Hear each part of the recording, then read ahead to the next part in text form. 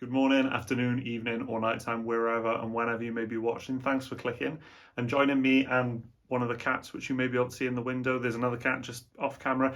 But yeah, joining the three of us to talk about upsets, like fragrances that weren't quite what I was expecting. And then, I don't know, is there an opposite to upsets?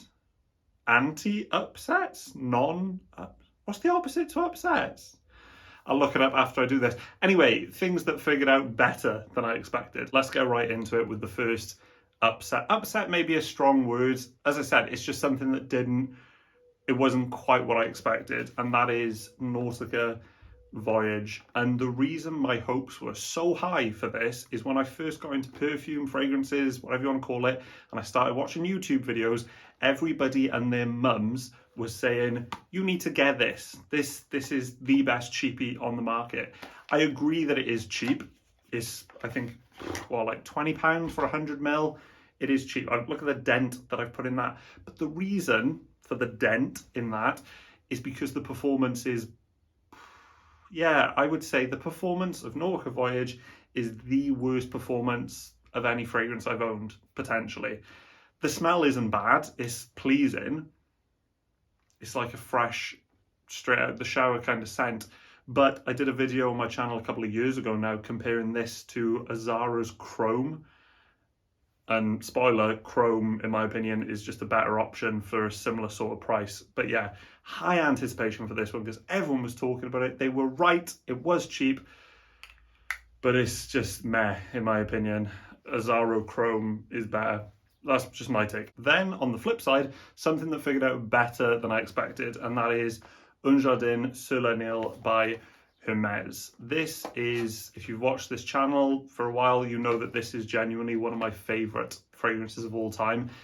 I've never smelled a fragrance before or after this that has smelled as natural. This is the most natural, like vegetal, fresh, invigorating, refreshing scent that I've ever smelled.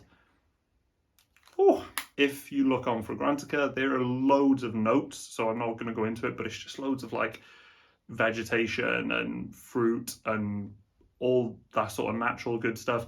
It's just so refreshing. I heard a lot of people talk about it, and then I thought to myself, is it going to be a bit wishy-washy? Is it going to be like most other fresh fragrances? And is it going to lean more feminine?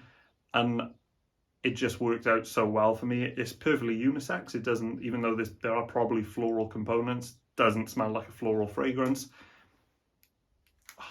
Like I said, this, in many ways, this is the best non-upset that I've ever had. I was kind of like, is it going to be that good? And it knocked it out of the park. So beautiful, so natural, one of my favorite smells. Then the next fragrance that wasn't as good as I was hoping is Molten Brown, Bursting Cashew and Lime. This fragrance, I bought, it was sealed. I didn't get a chance to smell it before I bought it. It was cheap. It was about £25 for 50ml. Yeah, 50ml. But it was sealed, and I bought it because it had the word lime in it. And one of my favorite, well, probably my favorite fruit is lime. I love it. I don't know what cashew is though. Anyway, I had really high hopes, and then I got home and wrapped it, smelled it, and it's just fine. It's, well, to me, it's perhaps a little less than fine. Performance is terrible, but also the actual scent, I was hoping for something like Un Jardin sur la Nil, and what I got instead was like a cheap hand wash kind of smell. It's fine, it's okay, it's meh. It's not for me, unfortunately. But yeah, high hopes because of the lime, and then it just ended up smelling like hand wash. The next fragrance that turned out better than expected is Le Fin du Monde by Etat Libre d'Orange. This turned out way better than expected. I mainly bought this to almost take the mick out of it. I bought it because I looked the note breakdown up, and it was like gunpowder and popcorn and carrot seeds, and it's called The End of the World, and it's got a radioactive symbol. So I thought, you know what? It was on TK Maxx. It was £40 for 100ml. TK Maxx, man. Chef's kiss. I thought I'll buy it, and I'll just make a video about how weird and wacky it smells. And to be honest, it's a really, really nice, soft scent. It's nowhere near as wacky as I thought it'd be. and it just turned out much better than expected. My girlfriend loves this on me. It's really soft, it's really subtle, the performance isn't great, that's the only thing that lets this down, but the scent is just this really beautiful, soft iris, slightly buttery kind of thing. So for 100ml, for £40 for a fragrance that I was basically going to take the piss out of, it turned out a lot better than expected. The last fragrance on this list that was a big letdown, arguably the biggest letdown on this list, is Lucida by Miller Harris. Again, this is TK Maxx. TK Maxx getting a lot of shout outs at the minute. TK Maxx, if you want to get in touch, maybe we'll do a little sponsor or something, just leave a message. Anyway, this fragrance was quite cheap. It was about £35 or £40 for 50ml, and it was called Lucida. Cedar is one of my favourite notes in perfumery. I appreciate it's in a lot of fragrances, but I really like cedar. So if a fragrance is claiming to be solely about that, I'm interested. Unfortunately, two things. A, the performance is a big issue in a lot of these fragrances I'm noticing, the good and the bad. Performance isn't great. Anyway, the performance is bad, but the main problem I have with this is in the opening. See, the dry down's nice. The dry down is like a peppery, effervescent cedar, which is great. But the opening has a sour pickle kind of thing going on. I don't know if it's got dill at the time. I know certain perfumes have dill. I don't know if dill is listed in this, but that's what I get. And it is off-putting, unfortunately. As a result, I don't really wear this perfume because it does have that sour opening. Maybe it's a bad batch. Who knows? But it was a letdown. If it had great performance and it had just the dry down part, it'd be a knockout for me. But the performance is terrible and it's got a pickly opening. Finally, to finish the video on a high, a fragrance that was not a letdown by any means, it was much, much better than expected, is Cedrat Bois by Mancera.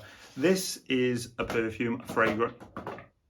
fragrance that, you know, like Nautica Voyage, a lot of people were talking about. And there's been, you know, when you get into the fragrance YouTube and Facebook and all that, there are loads of fragrances that keep getting recommended. You have to have this in your collection. And a lot of them for me just don't hit the mark, or they're things that I've smelled before. This is such a good recommendation for someone to get into like niche perfumery. This is like the perfect entry level niche fragrance in my opinion. You can get 100, the sizes are a bit weird, it's 60ml or 120ml. You can get 120ml of this on a good day for about maybe even £65. It's so good, man. Like, obviously some people say it's somewhat like Aventus. It's not, it's its own thing. The thing, like I said, about this being a perfect niche entry-level fragrance is Aventus has that fruity thing, but also that really smoky thing, especially in the older batches, whereas this has got a fruity thing, which then leads into like a creamy, slightly floral, slightly watery kind of base, which is lovely. And yeah, it just turned out better than expected. I thought this was going to be another run-of-the-mill, another everyone is saying to get it, will it be that good? It was better than expected, and for the price, it is amazing. And that's going to be it for this video, guys. If you've got any experience of like upsets or fragrances that turned out a lot better than you were expecting, let me know in the comments. Otherwise, catch you on the next video. Peace.